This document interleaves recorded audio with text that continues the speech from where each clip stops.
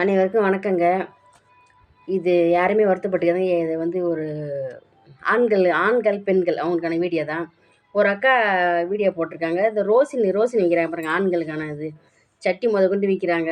அவங்கள வந்து கொச்சைப்படுத்தி பேசி வந்து அப்படிலாம் காசு சம்பாதிக்கணுமாங்க. ம். நல்ல முறையாக சொல்லாமே, உள்ளாடை அதெல்லாம் சொல்லி விற்கலாம். ரெண்டாவது, கொட்டையை தூக்கி விட்டு கருப்பாக இருக்குது. யாருக்கு தாங்க கருப்பாக இல்லை? பெண்களுக்கு கருப்பாக இல்லையா? ஆண்களுக்கு மட்டும் தான் கருப்பாக இருக்குது. அவங்க மனசை ஏங்க கஷ்டப்படுத்தணும்? பொதுவாக ஒரு பொருள் விற்கிறாங்கன்னா, அவங்க விற்றாங்கன்னா ஒருத்தர் கஷ்டப்படுத்தி அதை விற்க தேவையில்லை. சரிங்களா? அவ்வளோ வந்து மனசு ரொம்ப கஷ்டமாக இருக்குது. எல்லாரும் இந்த வீடியோவை தான் பார்க்குறாங்க. கீழே கொட்டையை தூக்கி விட்டு அப்புறம் கீழே கருப்பாக இருக்குமா? அதேமாதிரி பெண்களுக்கெல்லாம் இருக்காதுங்களா? ஆண்களுக்கு மட்டும்தான் இருக்குமா? ஆண்களுக்கு பெண்களுக்கு எல்லாமே ஒன்று தாங்க.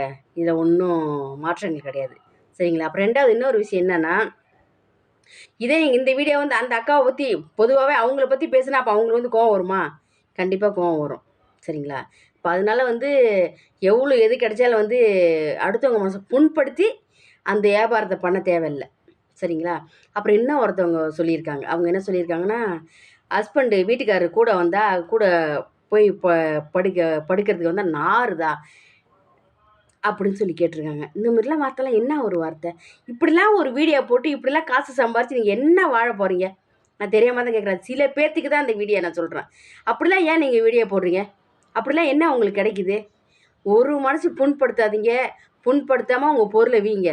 எல்லாமே நல்லதாக நடக்கும். நமக்கு மேலே ஒருத்தர் இருக்கார். அனைவருக்கும் நன்றி, வணக்கங்க.